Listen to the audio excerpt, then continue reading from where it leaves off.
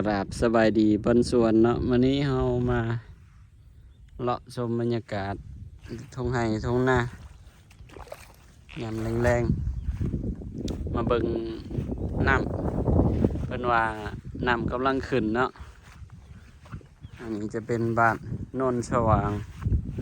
เมืองชนบุรีแขวงสวรรณเขตเขาเป็นงามกันดอกพี่น้องก็สิหวานเนาะข้าวหวานเด้อบ่ได้ดำท่านนั้นน่าจะดำให้บ่ตรงงามๆนะนี่เขาตรงนี้เขาสีดำข้าวหวานหญ้ามันจะขึ้นหลายนี่นะ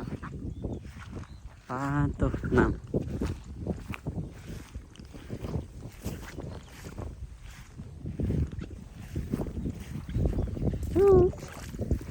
เป็นว่าน้ำเขื่อนสิมา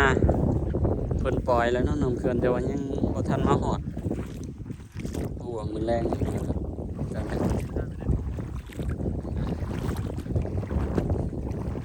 ปลาซิวน้ำขึ้นนอนพี่เลยชมบรรยากาศปลาใหญ่เลยจิปลาใหญ่เลยทึบเอาแล่นเอา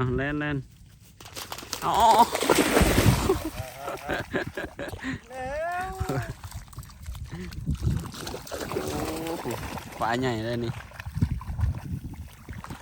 จิม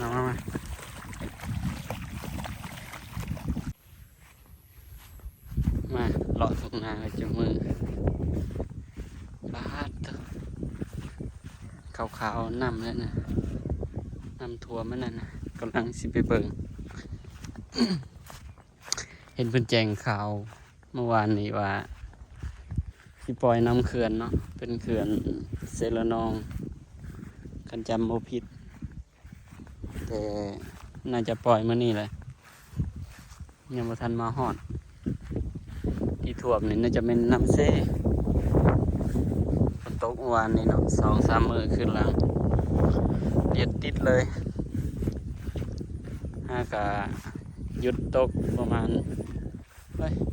มื้อเดียวซ้ำเนาะมื้อนี้ก็บ่ได้ตกแต่ว่าคึบมาซื้อเราเบิ่งชมบรรยากาศยามแดงนี่จะเป็นบ้านโนนสว่างเนาะบ้านโนนสว่างเมืองชนบุรีแขวงสวรรณเขตจะเป็นทางเข้าบ้าน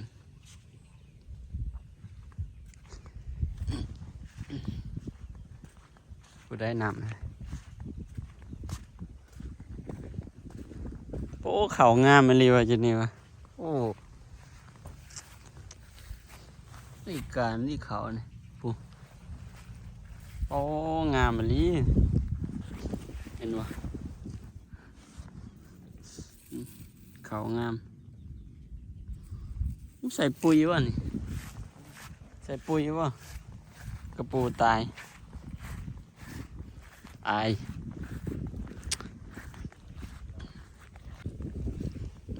ตัวเขาบนพี่น้องงามอีหลีโอ้ภาพบรรยากาศเนาะยามแรง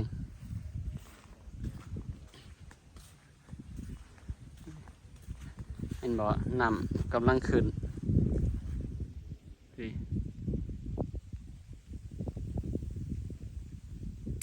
กำลังทยอยขึ้นมาแล้วน้ำนี่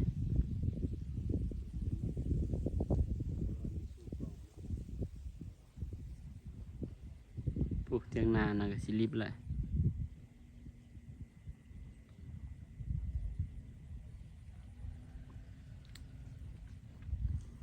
ถ้าน้ำเขื่อนมาคือสิเข้าฮอดบ้านหรือเปล่าจ๊ะน้ำเขื่อนยังทันมาเนาะแต่ว่าเพิ่นปล่อยแล้ว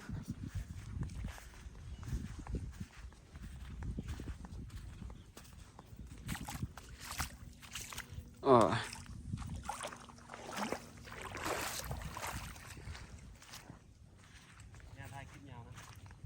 ยาว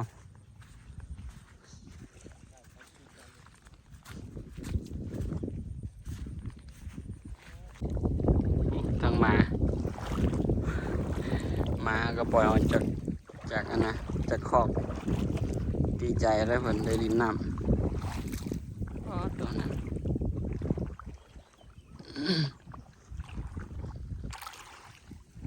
ตัวน้ำกำลังขึ้นกันยังยึกพูดเลย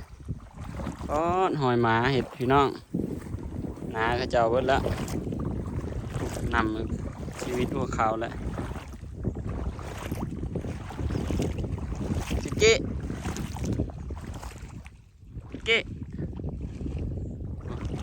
ปูกระปู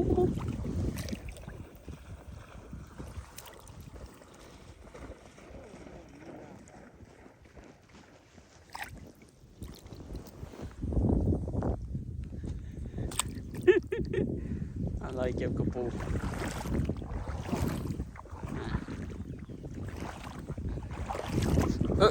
โอ้ยเกือบลิบผมมีผู้หาปลาเนาะ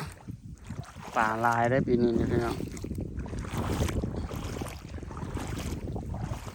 ปลาลายนี้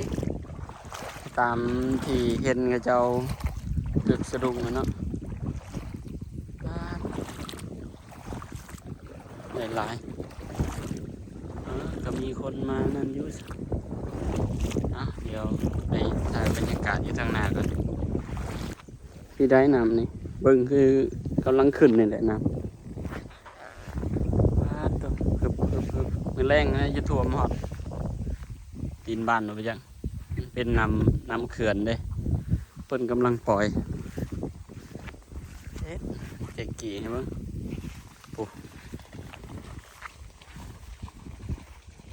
ตัวนี้เทียงนี่ชิลิปและเทียงนานี่อีกหน่อยหนึ่งแรงนี่ชิลิปเลยจ้ะ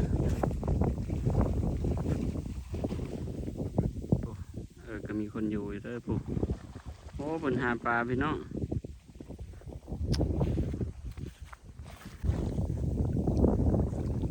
เห็นกระปูแม่เราปลาเขาเลี้ยงเบิดแล้วตรงนาพี่น้องมาหยอกกันเบิดแล้วให้นากับเจ้า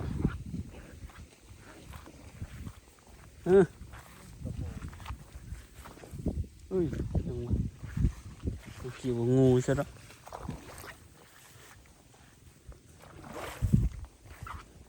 ชมบรรยากาศโอ้ยนี่เก๋มันก็แล้วนากับเจ้าเบิดแล้วไปลินนะเปียกหมดแล้ว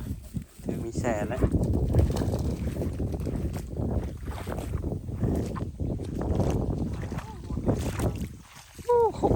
ครบตีนเลย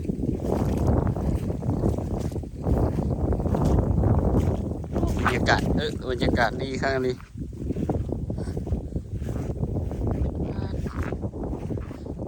น้ำกำลังขึ้นนะนี่ยืดอยู่